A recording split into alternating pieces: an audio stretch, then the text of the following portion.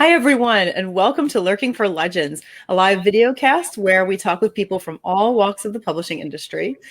I'm Christy Stratus, author of the historical suspense series Dark Victoriana Collection, and my awesome co-host is Richard H. Stevens, epic fantasy author of the series Soulforge Universe and Soulforge Saga, and more. Lurking for Legends is a live interactive broadcast, and we encourage viewers to chime in with questions for our guests or simply make comments on what you hear in the show.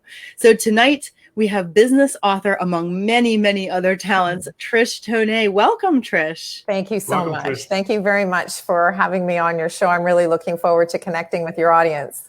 Oh, it's so great to have you on. There is, as we were just saying before the show went live, there's just so much to talk about. It's going to be tough to even pick which things to discuss. But let's just start by you telling us a little bit about yourself.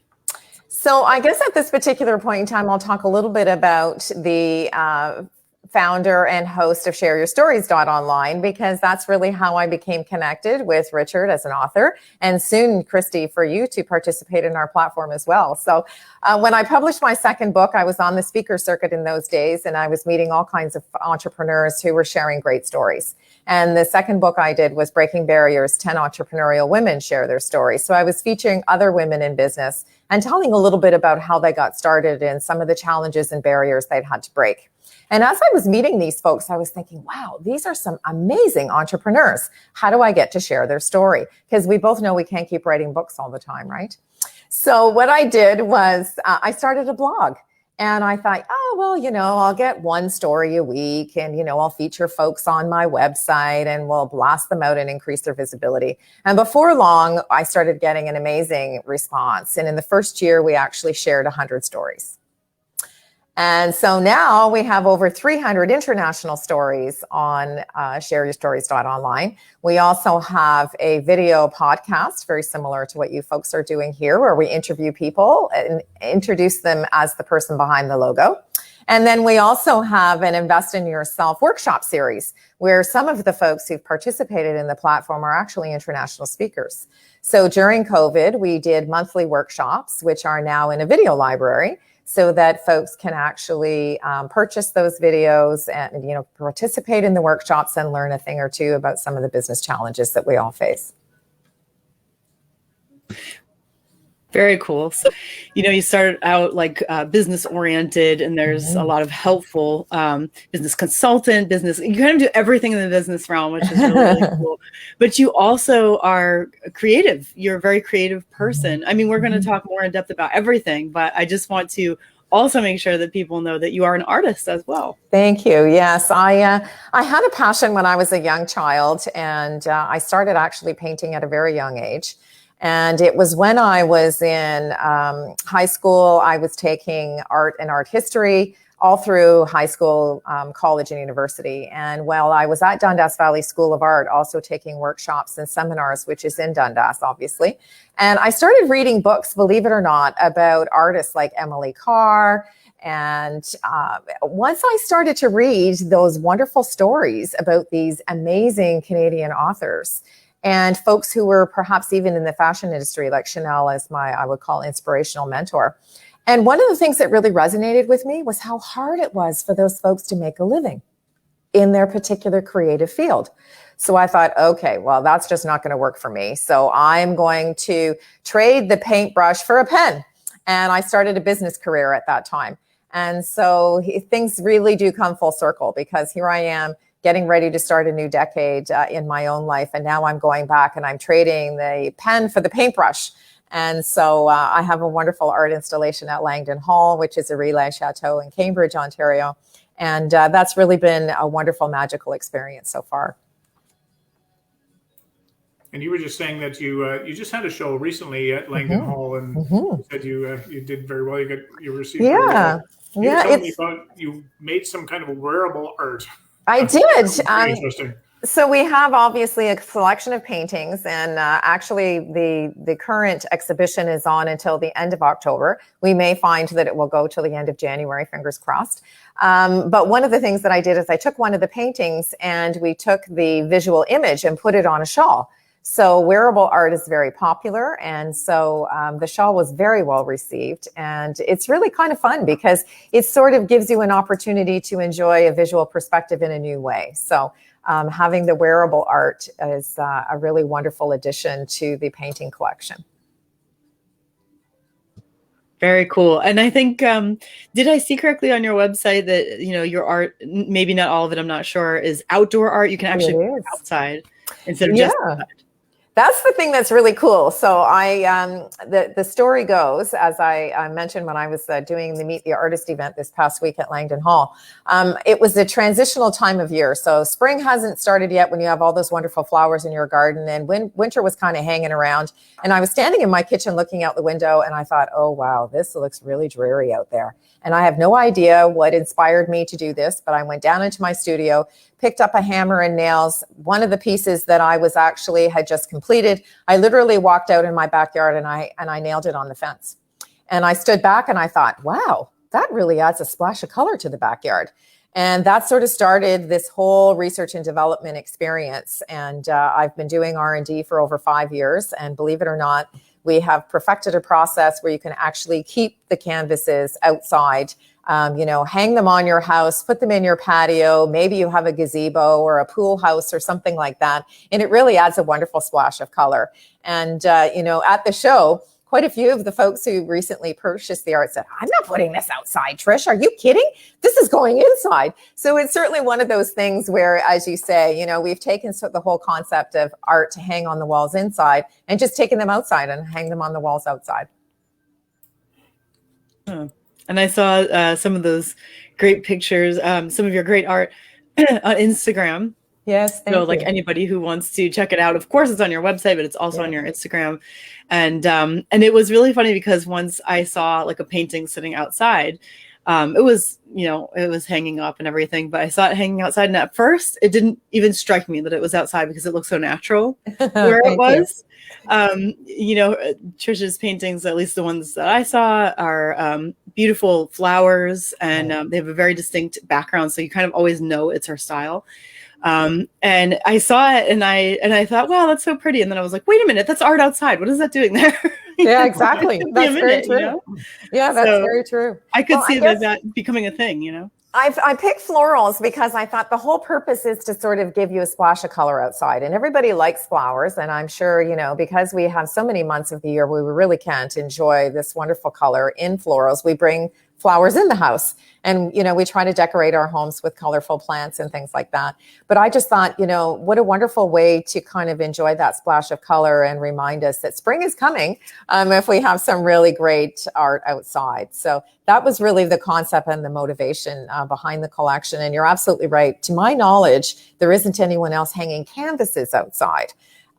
So we actually treat the canvas so that it is resistant to the elements, and most folks hang them on the house because they're quite a bit protected then under the overhang of your house and things like that. And if they have a great porch, it adds some wonderful color to that. And even folks on balconies in condos, a lot of them don't want to have live plants because they're too difficult to maintain and manage, especially with a strong sun. So I actually have done quite a few commissions for people who have balconies so they can hang them there.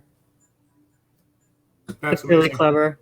Especially for those of us with black thumbs, not green thumbs. That would be great, yeah, for sure. Well, that's why we call it no watering required. So you have all this wonderful coloring. You don't have to water it. You just have to enjoy it. So when we introduced you and we had you our Facebook post and stuff like that, it says you're a business writer. And for people who don't know what a business writer is, what exactly is one? So one of the things that I've been doing is I'm a certified coach. And so I made a transition. I've been an entrepreneur since 1993. So if you count the years, that's been a long time. And I'm also a certified personal trainer. And so folks started asking me to share business tips and advice in various different periodicals and articles. So I'm a regular contributor to CanFit Pro, which for those of you who are in the fitness world know that that's a magazine that is centered around health and wellness. And I've been very blessed. I've been a contributor to that magazine, which comes out pretty much, I think they have about 10 issues a year. So I usually contribute in 4 or 5 of those issues annually. And I also was a regular contributor to Thrive Global, which is Arianna Huffington's platform out of New York City. And so folks just usually ask me to talk about various different barriers that people may be looking to break as an entrepreneur. And so that's sort of a wonderful transition, because the Share Your Stories series is all about entrepreneurial stories.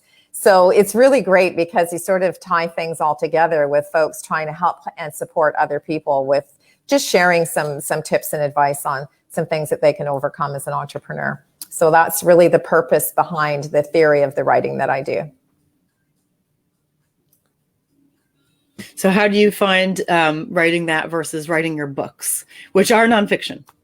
Yes. Well, the first book I wrote was A Diary of Change, 12 Personal Tools. And that was when I was going through tremendous personal and professional change. And so I wrote it like a diary. I added a personal tip. I included a exercise that you could use, as well as a motivational quote.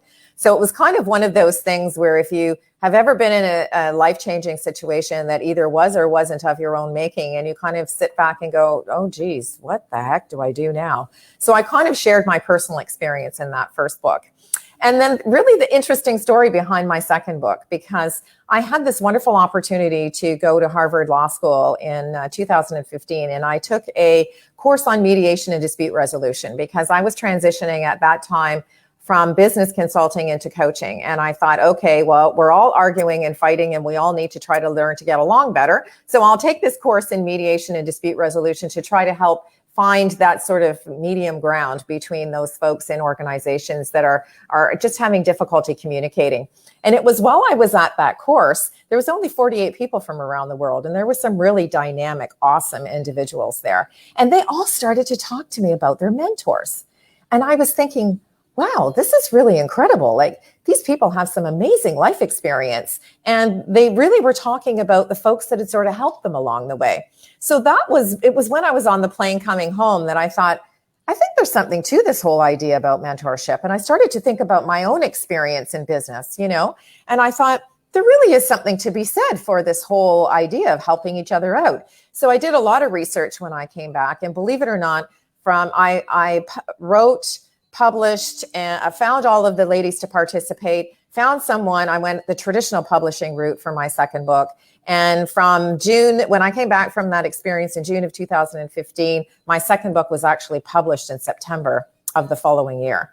So that's really a short period of time when you consider I had to collaborate with 10 different people. I had to get their alignment on their story. They answered, we did an interview series. They answered a questionnaire. Then I wrote their story. They had to confirm the story. And then they would get back to me if they had any edits. And then we had to sort of compile it into one book. So as you well know, there's lots of components. The written word just doesn't appear on the page, So that was really the motivation behind taking some of that business experience that I'd had as a consultant. And as I transitioned into coaching, it was a really wonderful way to sort of share stories just from people like you and me who experience all kinds of, challenges in being an entrepreneur. So it was really a wonderful experience. Yeah, I mean, I can imagine exactly as they're saying, people like you and me, it can be very helpful, of course, to read those experiences of people who are already, in the big time and they're doing what you want to do in your future and all that kind of stuff. But at the same time, sometimes there's really nothing you need more than to hear from somebody who has been in your position or is kind of where you are, but they've already worked out how they're moving forward. Anything like that, it can feel so supportive and really just so helpful. One of the things that I say when, we were on the speaker circuit at a time, I mean, we're all been in these Zoom rooms and, a wonderful podcast like yourself.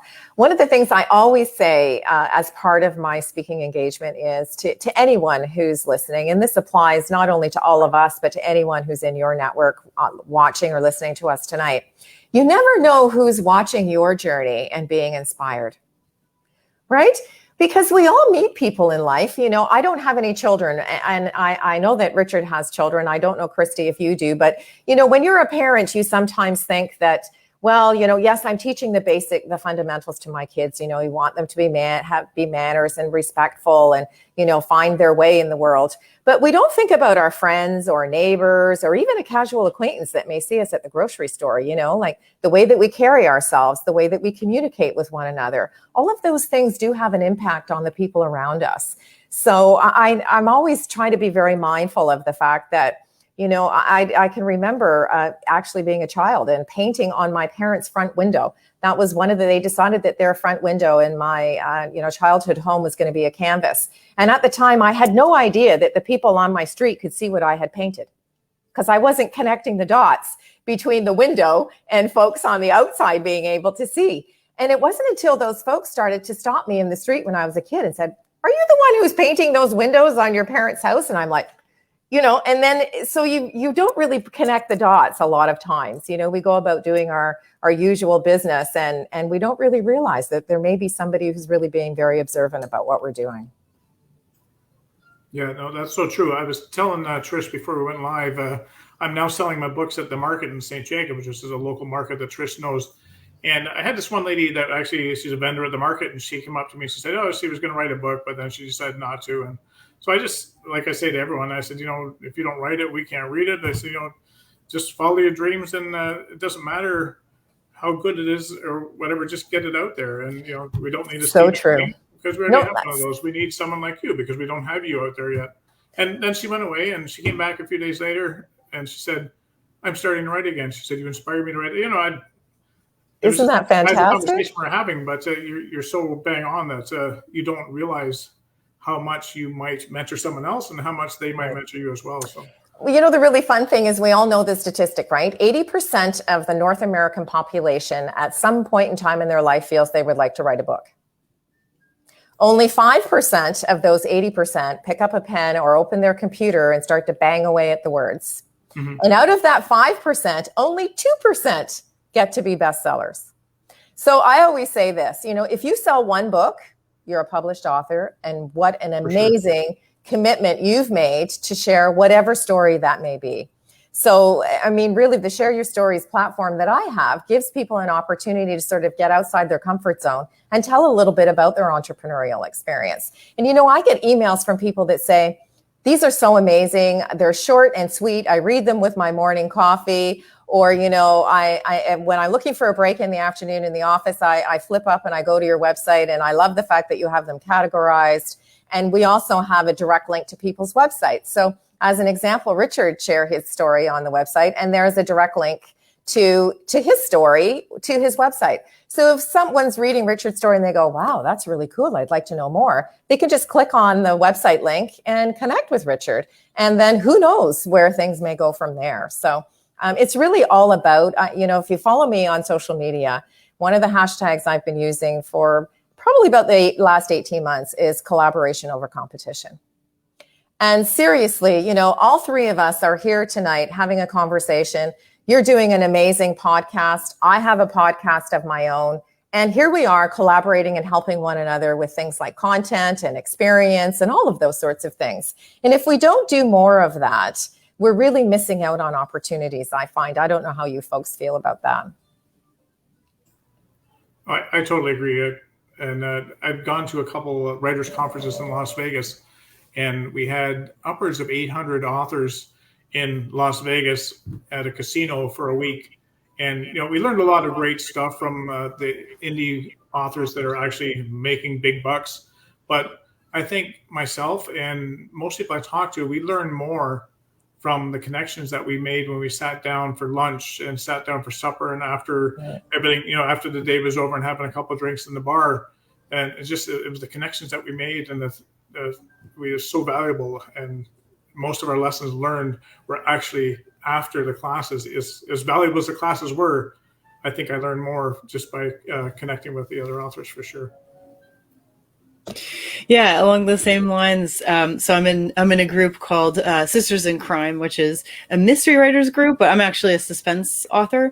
But it's really, you get like so much out of the group, regardless of what genre you write. You can really write any genre and get a lot out of it. And one of the cool things that I noticed is, they have a presenter every month, and that can be someone from outside the group. But I have noticed a lot of times it can be someone within the group, and it's just somebody who has some kind of expertise to share. We all have something, and even when you're a beginner, when you first come into a group, or just start an experience like becoming a writer or something, you are gathering experience that you can then share with people after you, so like there's always something to be shared. And I know in the indie author sphere, a lot of us always say, there is no such thing as competition here. It is always just collaboration and pushing each other and pushing each other's books. And it's a great place. It's a great space, and it's a great way to think about things, I think. So I totally agree with you, Trish. Yeah, I think it's so important. I think we forget sometimes, and we're, some folks think, well, I can't talk about that, or I can't promote somebody else's business because then I'm not going to get the business. But in actual fact, if I promote you and your works, who's to say that the folks who are not buying your books are at some point going to go, I'm going to take a look at her stuff and, and go and download a book or purchase a book through wherever sources is that you're selling. So I really do think that it's so important for us to share, learn a little bit more from one another, because sometimes it can be the simplest little comment that someone makes will really resonate with somebody else, and they'll noodle that for, and the next few days, and it may really be very helpful to them. So I think that that's really important. Yeah, it's so true. Being an author is certainly no competition whatsoever. Like it's a community effort where we support each other and lift each other up, because we're only putting a book out. Some authors are very prolific and can put out 4 or 5 books a year, but theoretically, or honestly, most authors don't put out more than a book a year if they do that. So there's certainly no competition there, and if we help each other out, then spread the word. That's the best way to get our name known. For sure. Absolutely. Absolutely. So Christy, tell me, what is the last book that you have published? I know that Richard just had one come out in June, and he's going to actually go back onto our Share Your Stories, Keepin It Real podcast, and he's going to talk about the new book that he's launched. But tell me a little bit about the most recent book that you've published in your series. Well, yeah. So I've been doing one thing. I have 2 things. One is the most recent one that's totally published, and that's called The Artist. It is historical suspense taking place in the Victorian era. It's a short story. And I really have enjoyed, I love writing in the Victorian era, but I've also really enjoyed writing these short stories. It's the second short story that I've published as part of my Dark Victoriana collection. So, I really enjoy those. They're a really good balance, I think, a good balance of historical accuracy and suspense. It's really, the point is the suspense, but it takes place in Victorian era. So that was my most recent one. And it circles around a Civil War veteran and a companion who comes to spend time with him. So as much as that sounds like a romance, it's suspense, believe me. Well, hey, listen, some romances are very suspenseful. So there you go. True. You're kind of feeding both opportunities. That's so true. Yeah. So and then the other one is, I say that one is totally published because the other one I've been working on is something for Kindle Vella, which if anybody, thank you, CJ. So if anybody out there doesn't know what that is, it's basically sort of like a subscription type of thing, so that you can read per chapter and drop off anytime or continue to pay for each chapter at a time. So I've been doing historical fantasy there. Grimoire Society of Dark Acts is my latest one. So I'm on chapter 7 now, and I'm writing chapter 8. So that has been really fun. Again, Victorian era, and this time with a fantasy element. So I've been having a great time with that. That's so cool. Have you ever thought of doing any kind of illustrations? And because immediately when you say to me Victorian era, I think of those amazing clothes, right? Like the bustles and the umbrellas and these fantastic hats and, guys with top hats and tails and all of that sort of thing. So have you ever thought of adding an illustration element to some of your stories? Funnily enough, I haven't. And it's great that you mentioned that because, I've seen those Victorian illustrations that are in all kinds of books from the Victorian era.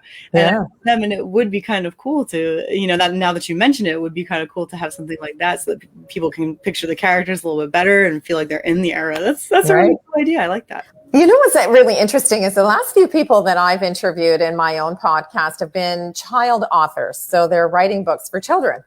And of course, those are heavily illustrated, right? Because there's very little text and it's very visual. And we got to talking about Dr. Seuss. So funnily enough, I actually have a book by my bedside table that is all about Dr. Seuss and these sort of little snippets that you can read that are real adult life lessons. And I remember having my parents bought that whole series for my little brother, when he was younger. And so every morning, believe it or not, I get up and I read a page from Dr. Seuss. And I think, oh my gosh, there is so much to learn from very little text and these wonderful visuals. So it's really got me thinking, maybe it's because I'm doing this whole, art installation at Langdon Hall, but it's really got me thinking about the impact of visuals that go along with our writing.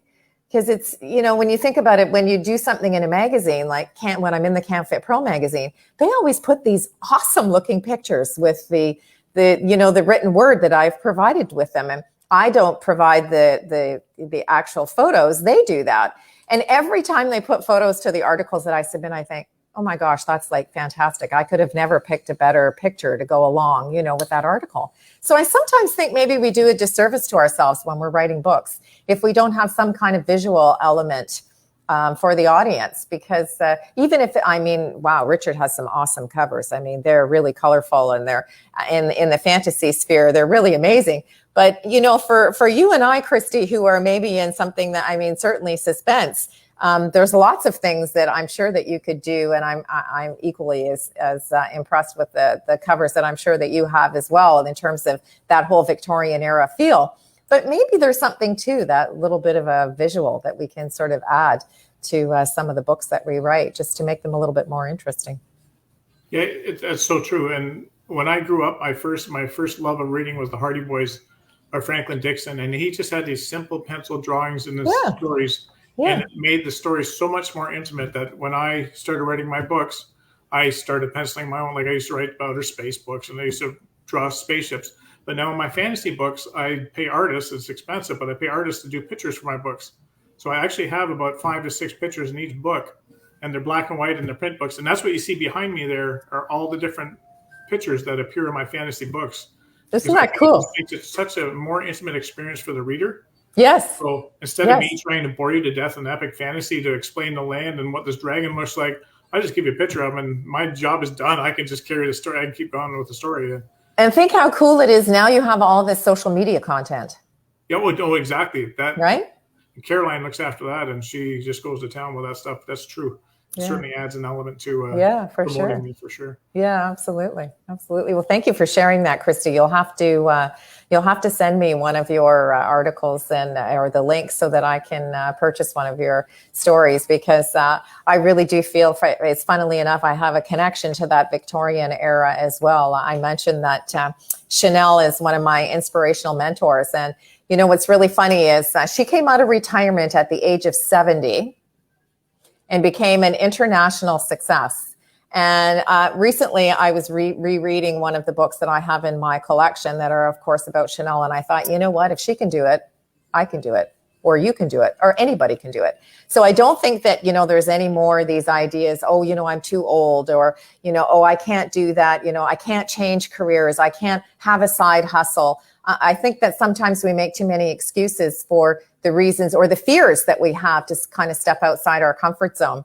And so, to your point about the ordinary people doing extraordinary things, here was somebody in the fashion business who I still admire the things that she was able to accomplish given the time frame that she was in business. And I think, wow, 70 years old, coming out of retirement. And when she finally passed away, she had an international conglomerate. And who cares how big or small your business or your venture may be. So I think that that's really inspirational from my point of view, is, different people will inspire us at different times in our life. Oh, for sure. I think the first step we all need to take is to believe in ourselves. Mm-hmm. If we don't believe in ourselves, no one else is going to believe in you either. So just believe in yourself. You can do it. That is so true. Go out and do it. The other thing we don't do very well in our society is we have a negative connotation towards failure. Mm-hmm. And I always say, if you don't fail at something, how are you going to learn and be better at that next chapter in your life? As long as we learn from our failures and turn them into successes, then that's a really great thing, because we're all supposed to be here, whatever journey we may have. I mean, we've all connected for whatever reason that may be, in some way to support one another. But, if we don't step outside our comfort zone and say yes, then just think of all the things that we're missing out on. I think I saw a blog post to that effect on your website. Yes. Saying yes, which is such a powerful thing. Absolutely. It's so true. I mean, how many times have you been even afraid to ask someone a question because you're fearful that the answer is going to be no? One of the things that I often do, and sometimes it drives my friends and family crazy, but when you're out in a public venue or a public space and you see somebody who's got an amazing outfit, or they have a really cute dog, or they're driving a great car, and you should just go up and say, pay a compliment to someone and say, wow, that's really cool. I really love that. I mean, I'm the person who knows all the dogs' names in the neighborhood. I never know the people's names. I only know the dogs' names. So it's really kind of funny, but what's wrong with saying to somebody, wow, that's really cute? Or, starting up a conversation with a stranger that you may or may not have an opportunity or a need to even connect with again. I just kind of think that sometimes, and we're very fearful of stepping outside especially now, we've all had a really tough year. And so we're a little more trepidatious even to have conversations with people, I think, especially if they're not in our circle, or in our bubble. And so I just think now we need to step outside a little bit of our own comfort zone and just strike up conversations with people just for the sake of communicating and getting to yes. Such good advice, really good advice. And I'm sure that as you start doing that, you might feel maybe a little bit awkward or out of your element, but just like with anything else, you probably get used to it. Mm-hmm. Mm-hmm. Absolutely. I have a friend who just moved into a condo, and I'm always talking to the people on the elevator, and I never know what those people look like because, of course, we all have these masks on, right? So you can virtually see eyeballs, and that's it. And what's really funny is the people in this condo building have lots of pets and animals, and it's hilarious because the animals I can recognize right away because they don't have to wear a mask. And, if there's more than one person living in the particular household, it might be somebody else who's taking the dog for a walk. So it's a little bit embarrassing when the dogs in the building know me better than, the people who know me. But I kind of think that it's a really wonderful way to strike up a conversation with just talking to someone on the street about their pets, because I think I read an article recently that said there have been more purchases of dogs and cats in the last 18 months than there has been in the last 10 years. And I think it's just because we're all looking for a connection. Oh, for sure. I think we all feel so isolated right now. Mm-hmm. Mm-hmm. Yeah. CJ says, fear of failure is very real, but you have to step out and believe. Exactly. Absolutely. Yeah. So true. So true. And that, that in itself is a fear. Yeah, for sure. Take that step. So, yeah. Yeah, for sure. So, Richard, when's your next book coming out? You just launched one in June, but what's on the board, so to speak? Well, I keep trying to take advantage of the Amazon algorithms and launch a book every month. So when I release a trilogy, I want to do it May, June, July, but it never works out that way. So this book, my books are normally 100,000 words. The last one turned out to be 150,000 words. So that's a lot of writing. Yeah, and now this book seems like it's going to be the same. And so hopefully, I said October to the first few fans that bought Keeper of the Jewel, and now I'm into November, and realistically, it's probably late November. I'd love to get it out before the Christmas market. Yeah, for sure. Yeah. For sure. And what about you? My goal, whether we can achieve it or not. You will. Absolutely. You put the intention out there, so that's a good thing. What about you, Christy? Exactly. Life always gets in the way of these things. So. That's true. I'm a full-time author, and I still struggle to meet these deadlines, and they're realistic deadlines, but in the times that we're experiencing right now, it's just a constant distraction in the back of your mind. Even though I don't sit there and dwell on it, it does take you out of the moment, and my writing has slowed just because of it. Yeah, for sure. For sure. What about you, Christy? When's your next piece coming out? I don't have a set date yet. Right now, I'm working on the Kindle Vella Grimoire Society of Dark Acts. That one is about once a week. It depends on my schedule. As Richard said, life gets in the way. So it's always once a week, but that is what I try to aim for. But, aside from that, I actually have something extremely different that I wrote. It's nanopunk, which if you're interested in sci-fi with nanobots, that's pretty much what this is. Sci-fi dystopian type of thing. And it's not hard sci-fi, so don't worry if you're not into that kind of stuff. It's more like that kind of movie where you're like, yeah, everything looks amazing on the screen. That's the kind of thing. Fantastic. So, I have that first book totally written. I'm actually working on the second one. It's been edited. It's actually ready to be released. So as soon as the second one is finished, I will have covers for both and put them both up on Amazon at the same time. So fantastic. I assume that will be the next thing that I publish all as one piece. Can I ask each of you where you find your inspiration? Because I don't know if you're asked this question as an author, but I know when I was out on the speaker circuit, one of the questions that would most often come up from the folks that were, in attendance was, where do you get your inspiration? So can I ask you both to share what inspires you to write? I know, Richard, you mentioned you write every day. So what inspires you to write? Myself, every time I write a book, I normally get 3 more books in my head. So I've never run out of ideas, but sometimes I run out of the muse. And I'm not one who believes in writer's block at all. I think just there's a time to write and there's a time not to write. So, writing might go well. You go from climactic scene to climactic scene to climactic scene until you get to the ultimate climax. But it's the scenes in between that sometimes are a struggle to write, the connecting scenes where you don't want to bore the reader to death, but they're necessary evils to get from one climax to another. And sometimes I will not write for a day or two just because it's just not there. And I don't believe it's writer's block. I just believe it's my mind taking time to process what actually needs to go in there. And then all of a sudden I'll have a shower or go for a walk or something and bang, I'm right back at it and I'm away I go again. So as far as what inspires me, I think, as all writers, we go through imposter syndrome a lot.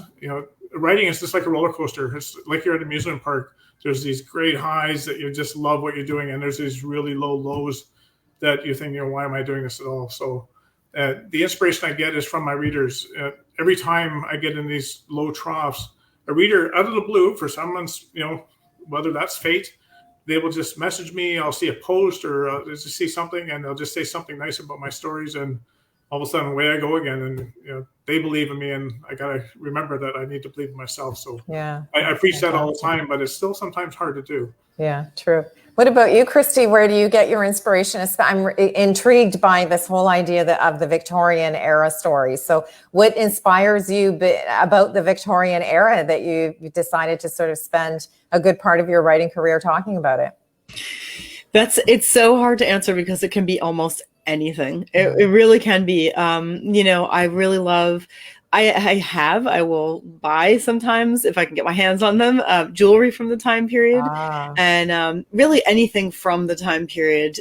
I just love having in my possession and I just start coming up with stuff. I don't know where it comes from. It just starts creating itself, a bit. And it can be, I do a lot of research. And some of the ideas I have that are, going to be for upcoming stories are, from reading newspapers in the Victorian era.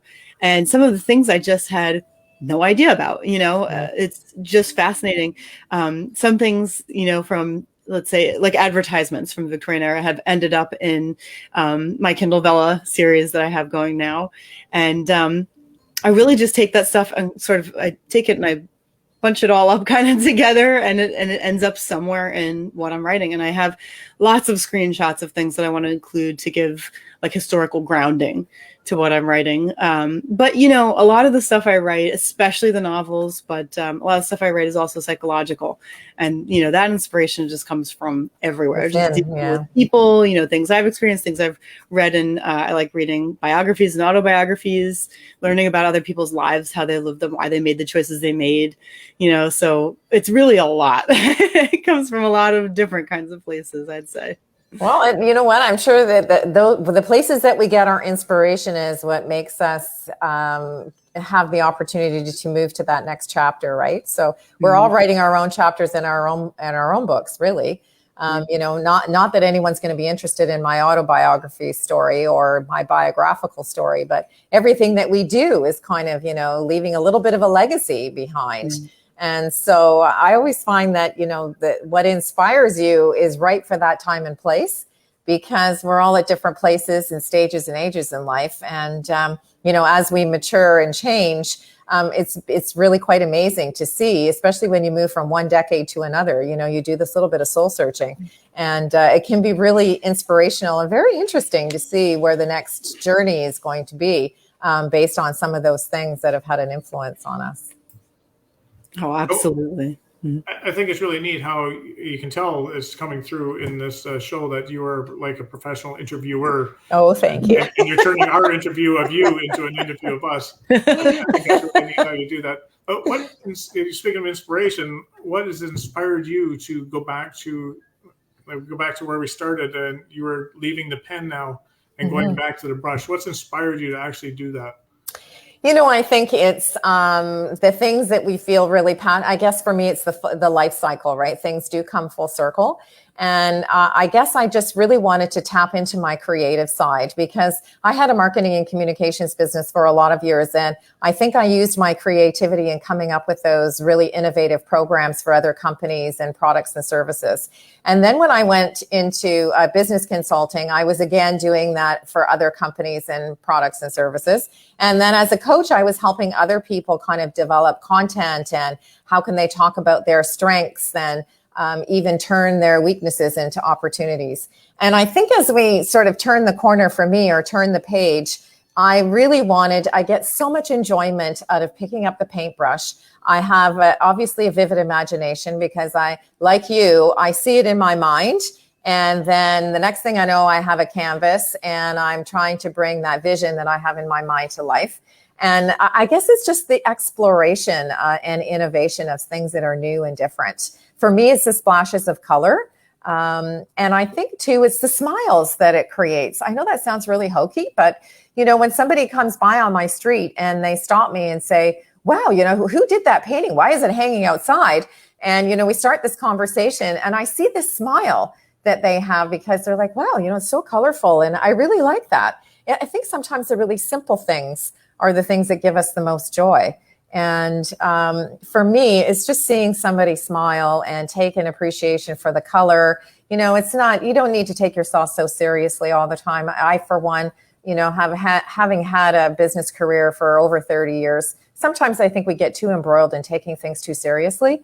And so now, so that the whimsy and the whimsical that I'm actually really enjoying about the painting. So that's really what I'm finding is inspirational, is kind of taking that little left turn and putting canvas outside, so that people are kind of going, really? And then when they see the color and the whimsy that's involved, and just saying, you know, well, this is really fun, and why wouldn't we want to participate in something like that? That's great. I love it that you're following your passion now. And so you have, yeah, sorry, Richard. No, go ahead, Christy. I was just going to say, Trish, you're such a positive person, and you're very, very inspiring. And I was wondering, like most people, I think I can say everyone goes through periods where we have a little bit of self-doubt, or we're unsure, or something like that. You know, for someone like you, who is just like, everything you say is motivational, how do you deal with times like that, if you have them? Well, you know what? I'm not any different than anybody else. And I can share with you, I live alone. So COVID was extremely difficult for me, you know, not being able to see my aging parents, who obviously need a lot of help at this stage in life. I don't have any pets. Even I dedicated my first book to my dog, Maxine, and I don't have any pets. And so it was very, very challenging for me. And you can only do so many Zoom calls, and you can only do so many telephone calls before, you know, you just want the human touch, believe it or not, like just to hug someone, or, you know, shake hands with someone, or even just sit across from someone, close proximity to another human being. So what I actually did is I immersed myself into my podcast, believe it or not.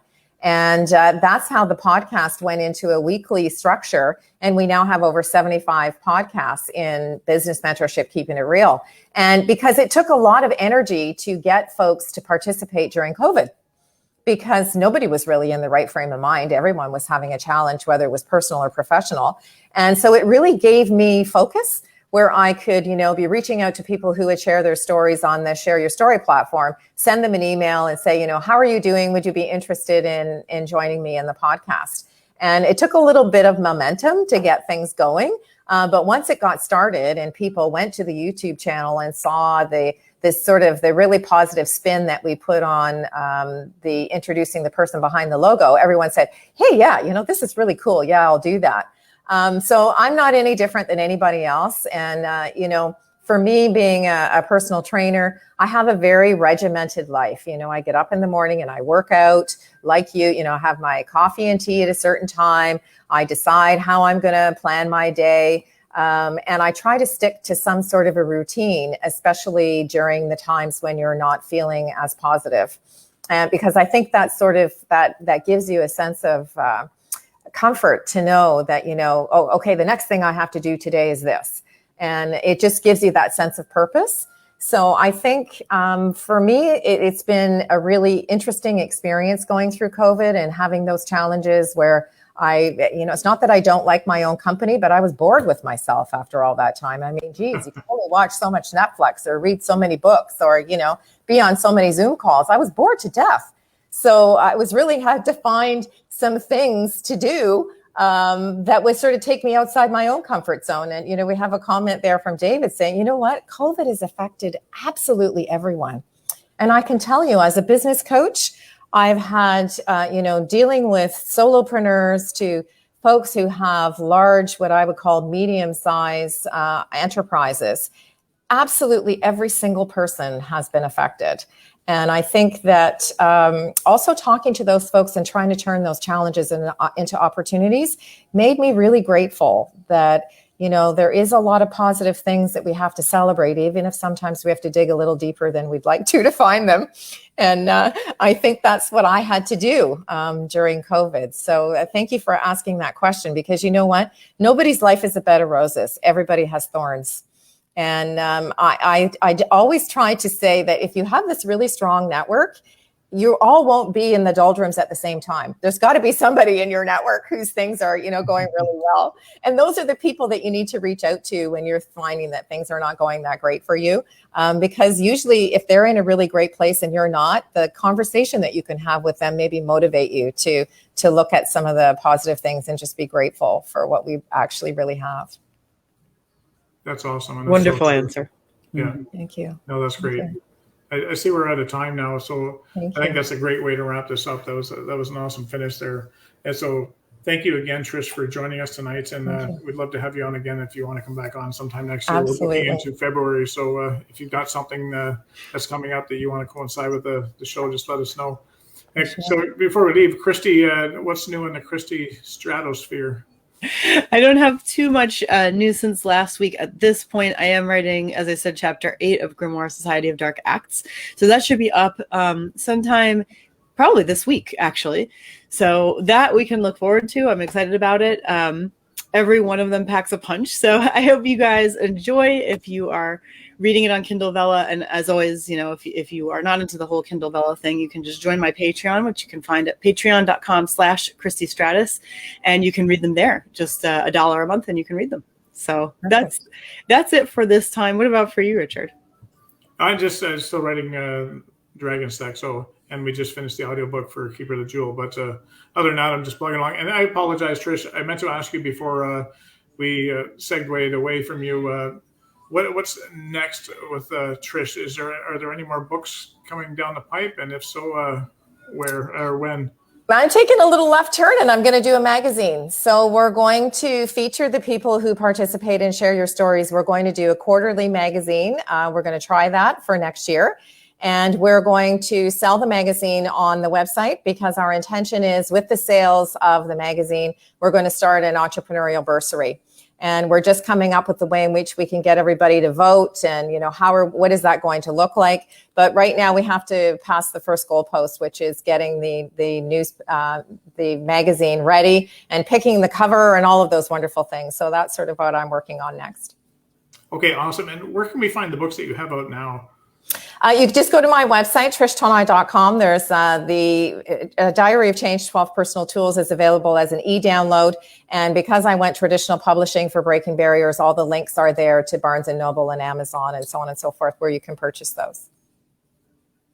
Okay, perfect. And one last thing I meant to ask you earlier, the thing that I appeared on with you, the interview and all that, are you still looking for people? And if you are, absolutely.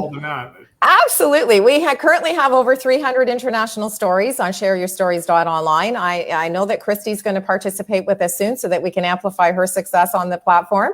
And anyone who's interested in sharing their story, just visit shareyourstories.online. There's a tab in the top right-hand corner called Share Your Story. Click on that, fill in all the information, and then our team will take it from there. The basic premise of the platform is collaboration, visibility, and making connections with your community. So hopefully we'll be able to help you with all of those. Okay, perfect. That's wonderful. Thank you. So thank you again, Trish, for being with us. And I'm just going to pull up our next week's guest. Our next week's guest is Alexandria Goodall. And I actually used to work with Alexandria's father, but we won't hold that against her when she comes on next week. Alexandria is a poet who's published her first book in 2020, and she works in healthcare. So it'll be interesting to hear some of the poems that she's written about. I imagine it's going to be about healthcare. And it's called So This Is Life. We look forward to talking to this amazing young woman. I think she's like 21, 22. So just recently, about a month ago, we had an amazing young woman. She was about 13 on here. And wow. The knowledge that girl had just blew me away. So it'll be interesting to talk to Alexandria as well. So anyway, thank you again, Trish. And for Christy and myself, we hope everyone has an amazing week. Until we meet again, take good care. Bye-bye. Thank you.